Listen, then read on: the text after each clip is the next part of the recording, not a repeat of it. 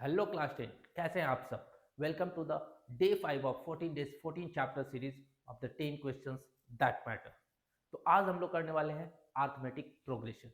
लेकिन उसके पहले अगर आप लोगों ने चैनल को सब्सक्राइब नहीं किया है तो चैनल को सब्सक्राइब कर लीजिए अभी, क्योंकि इसी तरीके के क्वेश्चंस और सीरीज में साइंस एंड सोशल स्टडीज के लिए भी लेकर आने वाला हूँ।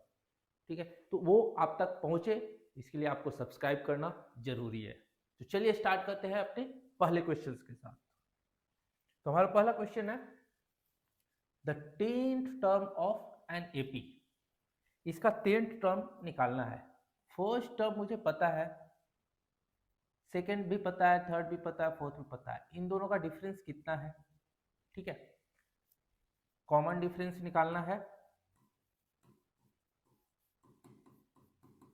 टर्म्स दिए हुए कॉमन डिफरेंस निकल जाएगा, वहां से आप 10th टर्म निकाल सकते हो इजीली। फर्स्ट टर्म मुझे पता है 5 है, प्लस 10 माइनस 1 इंटू डी। यहाँ से इनके डिफरेंसेस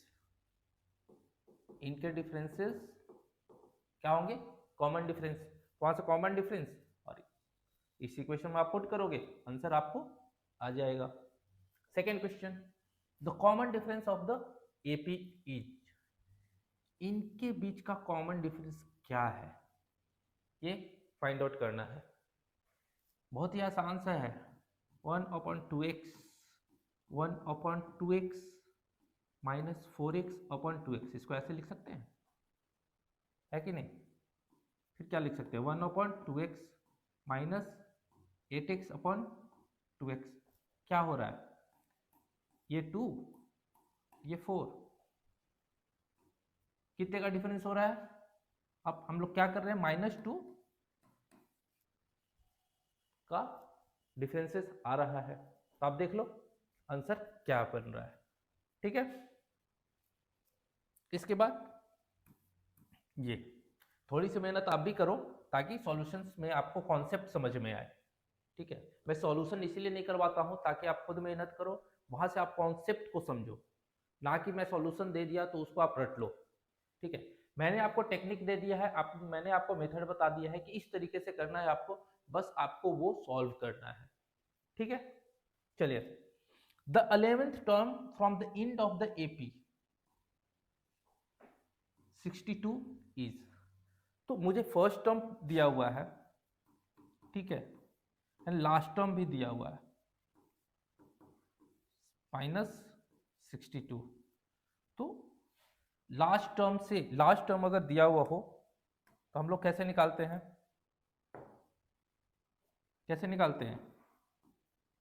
लास्ट टर्म से अगर दिया हो तो L minus N minus 1 into D. L जो है यहाँ पर लास्ट टर्म होगी। ठीक है, तो आप इस इक्वेशन में पुट करोगे, आपको आंसर आ जाएगा, आप सॉल्व कर लेना। नेक्स्ट है द नेक्स्ट टर्म जो कि है fourth term of the AP √18 √50 and √98 is. कुछ दिमाग क्लिक कर रहा है? जल्दी बताइए। √18 √50 √98।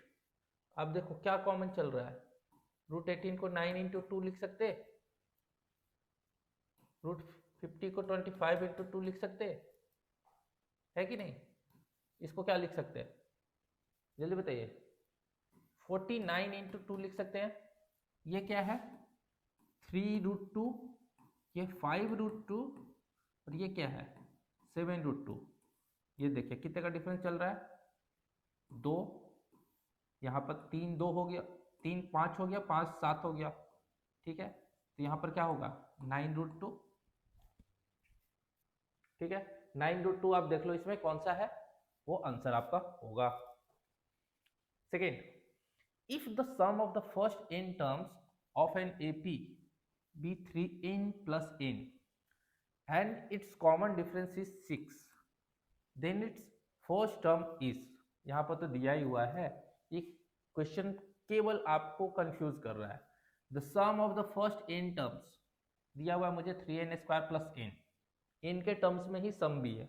ठीक है, कॉमन डिफरेंस 6 दिया हुआ है। अब मुझे पूछा है फर्स्ट टर्म, ठीक है, तो sum of single term is first term only ना। अगर हम एक ही नंबर जोड़ रहे हैं तो उसका सम भी एक सेम नंबर ही होगा, तो फर्स्ट टर्म का सम क्या होगा, फर्स्ट टर्म ही होगा, ठीक है। तो मुझे करना क्या है, 3n² प्लस n में केवल n की वैल्यू 1 पुट करनी है, क्योंकि मैं सम ऑफ वन टर्म निकाल रहा हूँ। तो क्या होगा 3 इंटू 1² प्लस 1, जो भी आंसर आपका निकल रहा है आप देख लो। नेक्स्ट है the sum of the first 3 terms of an AP is 30। First 3 term का सम है 30, ठीक है, and the sum of last 3 terms is 36। If the first term is 9 then the number of terms is.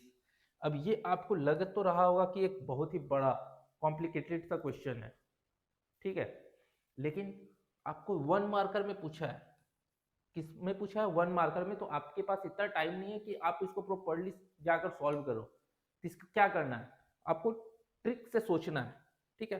First 3 terms पूछा गया है AP में। 3 terms क्या होता है अगर एपी में पूछा जाए तो, x minus D, x and x plus D, ऐसे लिखते हैं हम लोग, x minus D, x and x plus D. अब पूछा है कि फर्स्ट 3 टर्म्स का सम है 30, मतलब क्या है, ये डी कट हो जाएगा, 3x इज इक्वल टू 30, मतलब कि x इज इक्वल टू 10, मतलब कि सेकेंड टर्म जो है हमारा वो 10 है, ठीक है, सेकेंड टर्म 10 है। अब मैं एक और दिया हुआ है criteria, the sum of last 3 terms is 36, ठीक है, लास्ट 3 टर्म्स का सम जो है 36 है। तो अब देख लो लास्ट 3 टर्म्स को भी इसी तरीके से करते हैं। मान लो कि लास्ट 3 टर्म्स भी ऐसा ही है, and x plus d is equal to 36, तो यहां से x क्या आ जाएगा 12, मतलब सेकेंड लास्ट टर्म 12 है। अब क्या दिया है, if the first term is 9, ठीक है, फर्स्ट टर्म मेरे पास है 9, ठीक है, सेकेंड टर्म है 10, कॉमन डिफरेंस क्या है, हो गया 1, इसके बाद का टर्म क्या होगा 11, सेकेंड लास्ट टर्म क्या है 12, एंड इसके बाद एक और टर्म जो होगा क्या होगा 13, कितने हो गए 5। क्या पूछा है, then the number of terms is, ठीक है, आसान से सॉल्यूशन है, आपको दिमाग में ही कैलकुलेशन करना है, ठीक है, आपको आंसर आ जाएगा। इसके बाद है आपका question, if the first term of an AP is -12 and the common difference is 4, then the sum of its first 7 terms is। आपको फर्स्ट टर्म दिया हुआ है -12 एंड कॉमन डिफरेंस भी दिया हुआ है 4, देन सम, तो भाई सम का तो पता है n/2 2a plus n-1 into D, formula में केवल सब कुछ दिया हुआ है, n दिया हुआ है, a दिया हुआ है, d दिया हुआ है, ठीक है। सेकेंड है इन an AP if the first term, इसमें भी फर्स्ट टर्म दिया हुआ है, nth टर्म भी दिया हुआ है, सम ऑफ इट्स टर्म भी दिया हुआ है, ठीक है, देन n कितना है क्या है, ठीक है। तो एक फॉर्मूला और भी होता है सम का, क्या होता है n/2 a प्लस l, या nth टर्म जो भी है, ठीक है। यहाँ पर फर्स्ट टर्म दिया हुआ है, nth टर्म जो कि लास्ट टर्म है वो भी दिया हुआ है, ठीक है, और इसका सम दिया हुआ है, तो यहाँ से n निकल जाएगा। ये क्या बोल रहा है, ये है सॉरी, ये है हमारा 2093/2, बस a दिया हुआ है, l दिया हुआ है एंड सम दिया हुआ है। चलिए ठीक है, अब next question, 3 number in an AP have the sum 30, what is the middle term, 30 दिया हुआ है, कैसे लिखते हैं, x minus D, x and x plus D, इनका सम है कितना 30, मिडिल टर्म पूछा है, मिडिल टर्म कितना होगा, बहुत ही आसान सा question. Next, the common difference of an AP in which a15 minus a11 is equal to 48, अब इसको कैसे करेंगे भाई, इसको कैसे करेंगे? ये पूछा है कि कॉमन डिफरेंस ऑफ एपी क्या होगा अगर A15 माइनस A11 अपन 48। A15 को हम लोग कैसे लिखेंगे? A प्लस 14D, ठीक है, माइनस A11 को कैसे लिखेंगे? A प्लस 10D, ये कितना दिया हुआ है? 48। आप जब इसको सॉल्व करोगे तो क्या होगा? Minus 10D is equal to 48, ये कट जाएगा, 4D इज इक्वल टू 48 आ जाएगा। ठीक है, बहुत ही आसान सा सॉल्यूशन है कि नहीं? बहुत ही आसान सा सॉल्यूशन है, यही करना है आपको हर जगह। नेक्स्ट क्वेश्चन आप खुद से कीजिए। Which term of the AP -29 -26 -23 61 is 16? कौन सा टर्म जो है इस एपी में 16 होगा? कौन सा टर्म इस एपी में 16 होगा? इसमें फर्स्ट टर्म क्या है? -20, A1 हमारा क्या है? -20। कॉमन डिफरेंस क्या है? इन दोनों के बीच में क्या हो रहा है? इन दोनों के बीच में क्या हो रहा है आप बताओ। इन दोनों के बीच में जो भी है आपका कॉमन डिफरेंस है, ठीक है, वो पता करो आप कौन सा है, और उसी को लेते हुए an का फॉर्मूला लगा दो, a plus n minus 1 d is equal to 16। A आपको दिया हुआ है, d आप फाइंड आउट कर लोगे, n निकालना है, एंड 16 दिया हुआ है। ठीक है, बहुत ही आसान सा क्वेश्चन है, 1 मिनट भी नहीं लगना चाहिए आपको इसको सॉल्व करने में। चलिए नेक्स्ट क्वेश्चन की तरफ चलते हैं। If p minus 1, p plus 1 and 2p plus 3 are in AP, then value of p is, अगर कोई भी टर्म AP में है, ठीक है, कोई भी 3 टर्म्स AP में है, तो इनका कॉमन डिफरेंस तो सेम होगा, है कि नहीं? कॉमन डिफरेंस सेम होगा, तो यहाँ पर कॉमन डिफरेंस कैसे करेंगे हम लोग? p minus 1 should be equal to क्या हो जाएगा? 2p plus 3 minus p plus 1। अगर ये तीनों AP में है, अरिथमेटिक प्रोग्रेशन में है, तो ये एक कॉमन डिफरेंस हुआ, ये एक कॉमन डिफरेंस हुआ, और दोनों का कॉमन डिफरेंस AP में सेम होना चाहिए। तो बस इस इक्वेशन को सॉल्व कीजिए। ठीक है, next, if the sum of first m terms of an AP इज 2m square plus 3m, then its second term is, first term, sum of first term m terms है, मुझे दिया हुआ है, जो m टर्म्स दिया है वो उसी के m के फॉर्म में ही दिया हुआ है। ठीक है, अब मान लो कि सम ऑफ वन टर्म क्या होगा, तो 2m स्क्वायर प्लस 3m, तो मुझे m की वैल्यू 1 पुट करनी है यहाँ, तो 2 इंटू 1 स्क्वायर प्लस 3 इंटू 1, मतलब कितना हो गया? सॉरी, मतलब हो गया कितना? 5। ठीक है, second, sum of two terms, sum of two terms निकालेंगे तो क्या होगा? 2 इंटू 2 की स्क्वायर प्लस 3 इंटू 2, कितना हो जाएगा? 4, 8 प्लस 6 इज इक्वल टू 14। अब ये जो 14 जो है, ये सम ऑफ टू टर्म्स है, मुझे फर्स्ट टर्म मुझे पता है क्या है वो? 5, तो सेकेंड टर्म क्या हो जाएगा? 14 माइनस 5 9, ये हो जाएगा सेकेंड टर्म। ठीक से सोचो आप, आपको सम जो है, sum of first m terms को एक इक्वेशन के फॉर्म में दिया हुआ है। ठीक है, आप वहां से आप निकालते हो कि सम ऑफ फर्स्ट टर्म क्या होगा, फर्स्ट टर्म हमेशा फर्स्ट टर्म ही हो जाएगा। ठीक है, तो फर्स्ट टर्म मेरा आ गया 5। अब सम ऑफ टू टर्म्स अगर मैं निकालता हूँ, टू टर्म्स निकालता हूँ, तो वो आती है 14।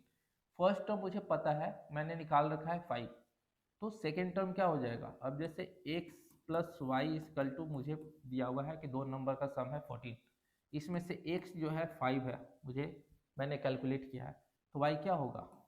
14 माइनस x होगा, वही किया हमने है। चलिए ठीक है, चलते हैं नेक्स्ट पर। Which term of the AP 65, 61, 57, 53 is the first negative term? First negative term, तो किसी भी एपी में हम लोग टर्म को कैसे लिखते हैं? A n equal to A plus n minus one into d, है कि नहीं? यहाँ ए कितना है? ये हमारा ए हो गया 65 प्लस एन, एन तो मुझे पता ही नहीं है, ठीक है, एन तो मुझे निकालना है कि कौन सा फर्स्ट नेगेटिव टर्म होगा, ठीक है। डिफरेंसेस क्या है? 61 माइनस 64 कितना है? -4। 57 माइनस 61 कितना है? -4। तो कॉमन डिफरेंस क्या है? -4। और ये क्या होना चाहिए? अगर नेगेटिव टर्म हम लोग देखें कि फर्स्ट नेगेटिव टर्म हो तो ये लेस देन 0 होना चाहिए, है कि नहीं? अब इसी को आप सॉल्व करोगे, ठीक है, जो भी वैल्यू आएगी, ठीक है, उसके नेक्स्ट होल डिजिट नंबर ले लेना, वो आपका आंसर हो जाएगा, ठीक है। सॉल्व कर लो, नहीं होता है तो कमेंट में लिखकर आप बताओ। सेकेंड है, ये कुछ क्वेश्चन है असर्शन एंड रीजनिंग पर, ठीक है। फर्स्ट देखते हैं, common difference of the AP 5, 1, -3, -7 is 4। Common difference क्या है भाई? 1 - 5 -4, -3 - 1 -4। यहाँ कॉमन डिफरेंस -4 है, जबकि बोल रहा है कि 4 है, तो ये तो गलत है। Second, common difference of the AP A1, A2, A3, AN is obtained by, है ना, कॉमन डिफरेंस नेक्स्ट टर्म से उसके प्रीवियस टर्म को माइनस करने से निकलता है कॉमन डिफरेंस, ठीक है, तो ये सही है। तो असर्शन हमारा गलत है और रीजनिंग सही है। Second, for an AP 369 198 10th term from the end is 168। आपको फर्स्ट टर्म दिया है, कॉमन डिफरेंस यहाँ से निकाल सकते हो, यहाँ से फिर आप 10th टर्म निकालो, वो देखो कि 168 होता है कि नहीं है। इसमें लगाना क्या है कि नहीं? a plus 10th term 9d कितना होगा, ठीक है, वो अगर 168 के इक्वल हो रहा है तो ठीक है, और नहीं हो रहा है तो ये गलत है। रीजन क्या है? If a and l are the first term and last term of an AP with the common difference d, then nth term from the end of the given AP is, ये तो सही है, ये तो formula सही है, l minus n minus 1 into D, last term से nth term निकालने का फॉर्मूला ये होता है, ठीक है। लेकिन ये भी सही है, ये भी सही है, लेकिन असर्शन में पूछ रहा है कुछ और ये रीजन कुछ और है, ठीक है, तो ये इसका प्रॉपर रीजन नहीं है। दोनों सही है बट रीजनिंग सही नहीं है इसका, ठीक है। अब नेक्स्ट पर, assertion A B C are in AP if and only 2b is equal to a plus C. A B C AP में होंगे तो क्या होगा? मान लो आप कि ए बी एंड सी जो है एपी में है, तो इनका कॉमन डिफरेंस इक्वल होना चाहिए, तो b minus A is equal to C minus B लिख सकते हैं। अगर ऐसा है तो क्या होगा? 2b is equal to c plus a होगा, तो वही पूछा है, 2b is equal to c plus a, मतलब ये सही है। रीजन क्या दिया है? The sum of first n odd natural number is n square, ये आप निकालो, अगर एक है, ठीक है, अगर मान लो n है first natural number odd number, second odd number कितना होगा? n प्लस 2, n प्लस 4, ये 2 से इंक्रीज करेगा। अब आप इनका सम निकालो, अब देखो कि n स्क्वायर होता है कि नहीं। वैसे तो होता है, आपको याद होना चाहिए कि sum of n odd natural number n square होता है, लेकिन वहां से आप निकाल कर देख सकते हो।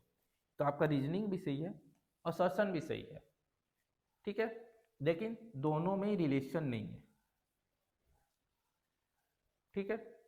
बोथ असर्शन यार, तो क्या हो जाएगा? Both assertion a and reason are true and reason are is not the correct explanation of assertion ए।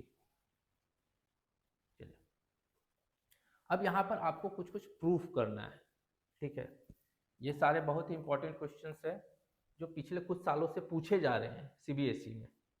ठीक है, तो if the sum of first m terms of an AP, पहले एम टर्म्स का जो सम जो है ना, ठीक है, वो sum of first n terms के इक्वल है।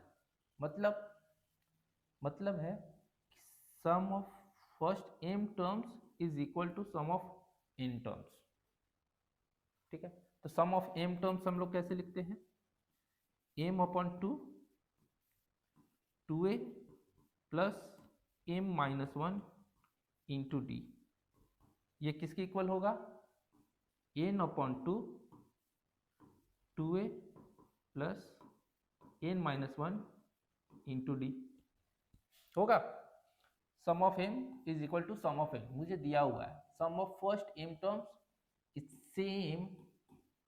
Same as sum of is first n terms. क्या है, एन टर्म्स, एम टर्म्स और एन टर्म्स दोनों इक्वल है। अब यहां से आपको कुछ रिलेशनशिप एस्टैब्लिश करना है। ठीक है, ये आप सॉल्व करोगे तो आपको ए के साथ ए एंड डी का रिलेशनशिप एस्टैब्लिश होगा।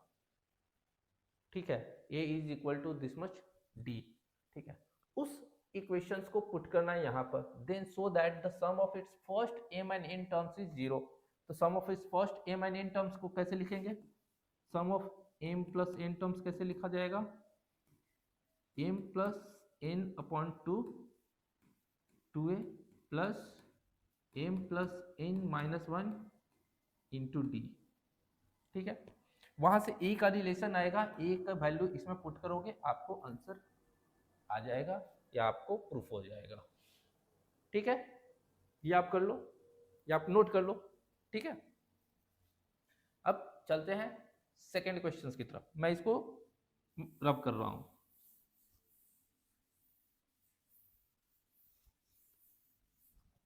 चलते सेकेंड क्वेश्चन की तरफ।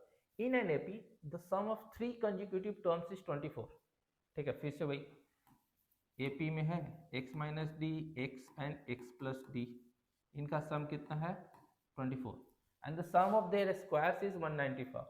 मतलब x माइनस डी का स्क्वायर प्लस x का square plus x plus D का स्क्वायर इज इक्वल टू 194।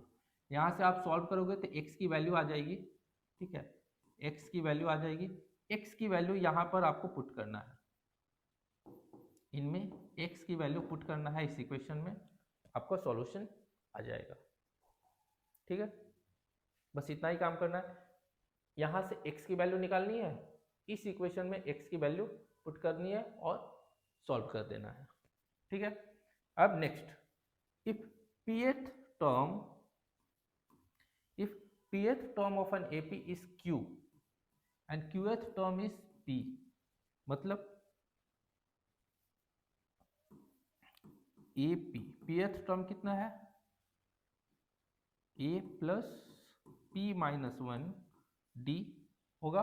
ठीक है, ये है Q एंड qth टर्म क्या है, qth term is P, A plus Q minus 1 into D is equal to P.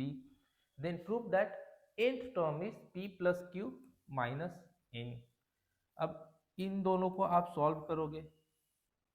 ठीक है, if pth term of an AP is Q and qth term is P, then prove that its nth term is P plus Q minus N. ठीक है, तो आप इनको आप या तो माइनस कर दो, ठीक है, दोनों इक्वेशन को माइनस माइनस माइनस, यहाँ से ए कट जाएगा, डी समथिंग का डी का कुछ फॉर्मुलेशन आएगा, उस डी की वैल्यू को आपको nth टर्म में प्रूव करना है। nth टर्म क्या हो जाएगा, nth टर्म हो जाएगा अपना a plus n minus 1 into D, D की वैल्यू यहाँ पुट करनी है, आपको आंसर आ जाएगा या प्रूफ हो जाएगा। ठीक है, अब next, the sum of the third term and the seventh term of an AP is 6, then their product is 8. Find the sum of first 16 terms of AP. मुझे दिया हुआ है कि sum of the third term and seventh term of an AP is 6। इनका सम, third term क्या होगा a plus 2d, seventh term क्या होगा a प्लस 6d होगा। ठीक है, इनका सम दिया हुआ है क्या है 6, मतलब 2a plus 8d is equal to 6 दिया हुआ है, a plus 4d is equal to कितना दिया हुआ है, जल्दी बताइए। a plus 4d is equal to 3, a is equal to 3 minus 4d। ठीक है, a को मैंने d के फॉर्म में लिख दिया। देन क्या है, एंड देयर प्रोडक्ट इज 8। अब इनके प्रोडक्ट का तो अब क्या है, a plus 2d and a plus 6d, ये दिया हुआ 8। यहाँ से a की वैल्यू इनमें डालो आप और इक्वेशन सॉल्व कर दो। आसान सा क्वेश्चन है। मैं पहले रिलेशन से स्टैब्लिश किया a एंड d का, और फिर a की वैल्यू इसमें पुट कर दी सेकेंड इक्वेशन में, आंसर आ जाएगा। ठीक है, वहां से आप कॉमन डिफरेंस आ जाएगा, कॉमन डिफरेंस से फिर a निकाल लेना, a से फिर बाकी सब चीज निकल जाएंगे। लगभग सेम ही है ये भी। In an AP of 40 terms, the sum of first n terms is 153 and the sum of last 6 terms is 687. Determine the first term and the common difference of AP. Also find the sum of all the terms. मुझे क्या दिया हुआ है, 40 है total terms. First n terms जो है उसका सम है क्या 153।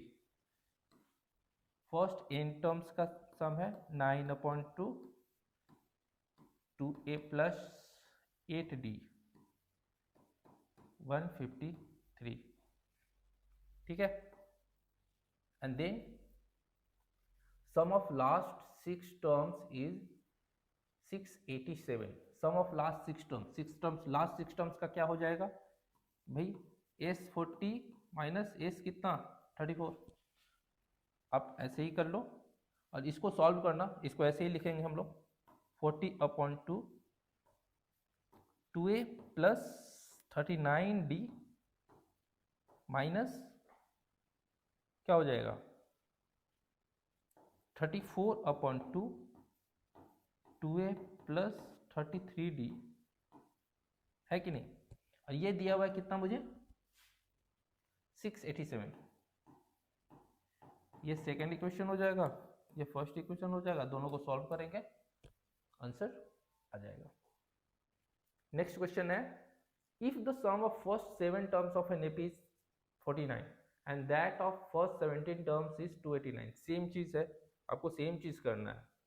ठीक है, सेम चीज करना है। उसके बाद ए एंड डी आ जाएगा, उसके बाद 20 टर्म्स, सम ऑफ 20 टर्म्स निकालना है। ठीक है, चलिए नेक्स्ट के साथ। अब ये दो टर्म है जिसमें रेशियो दिया हुआ है।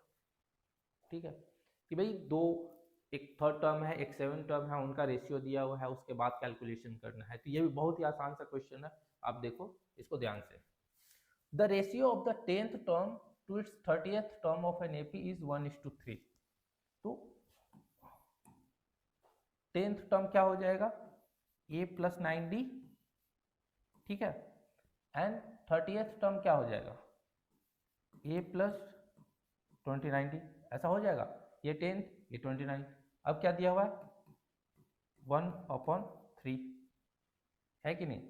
इस इक्वेशन को हम लोग सॉल्व करेंगे। 3a plus 27d is equal to a plus 29d।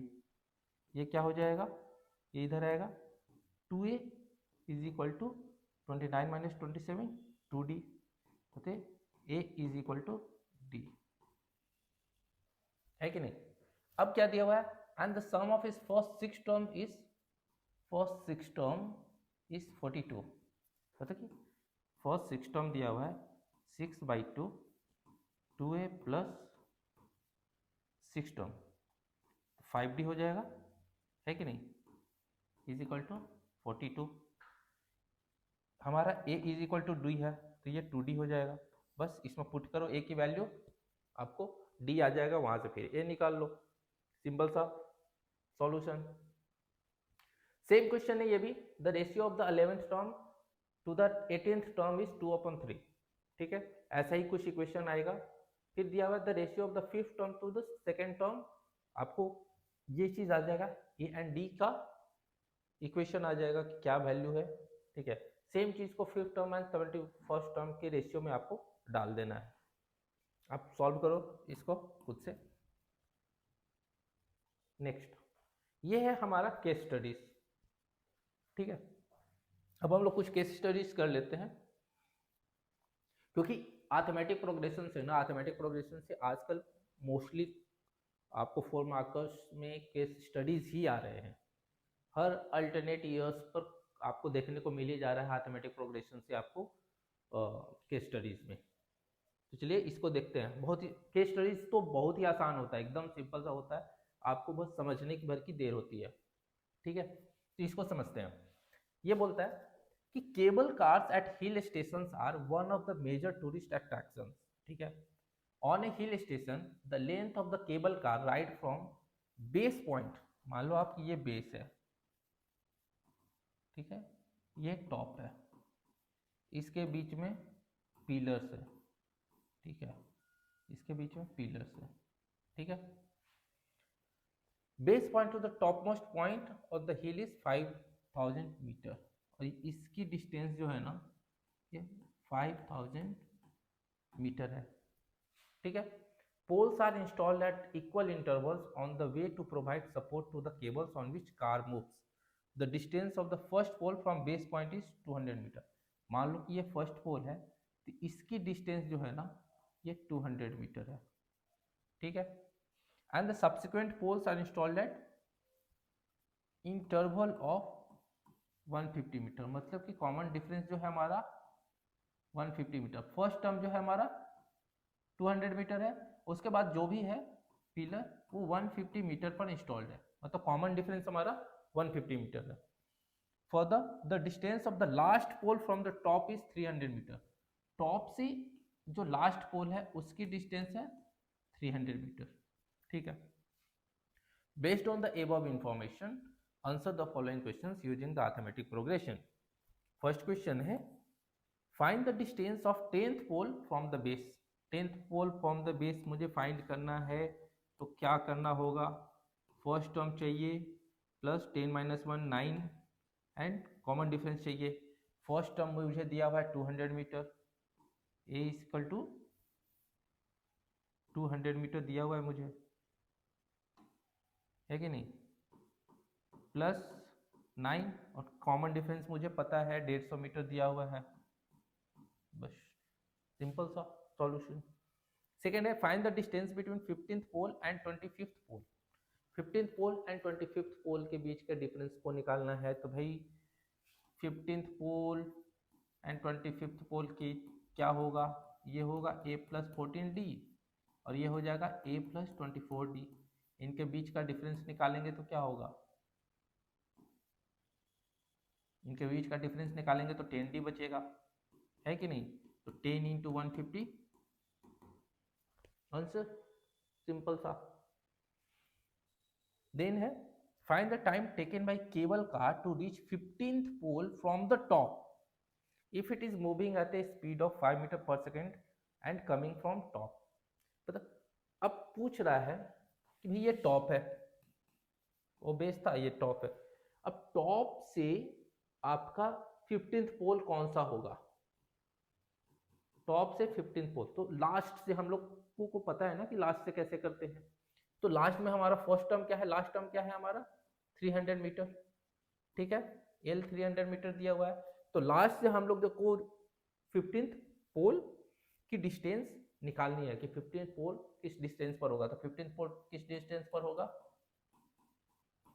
L15 हम लोग अगर लिखते हैं, ठीक है, तो L1 - n - 1 × d ऐसा करेंगे। L1 हमारा कितना है 300 माइनस क्या होगा 15th निकालनी है ना मुझे, 15th 14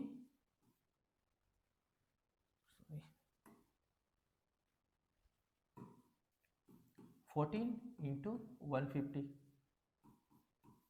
है कि नहीं। कुछ गलत कर रहा हूँ क्या मैं?